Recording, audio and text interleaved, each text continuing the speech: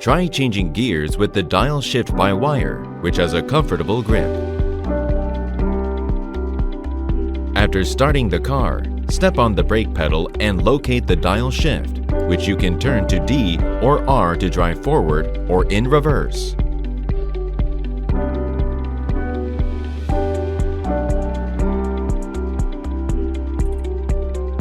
Try neutral parking mode, which is handy when double or parallel parking is inevitable, such as in a public parking lot with limited space, so the car can be easily moved if needed. After parking, shift to P while the engine is still on, and disable auto hold and the electric parking brake.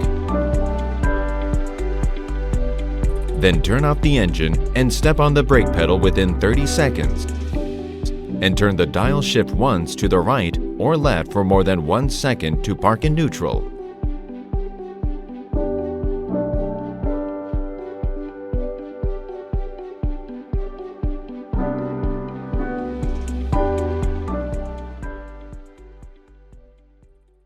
Kia, movement that inspires.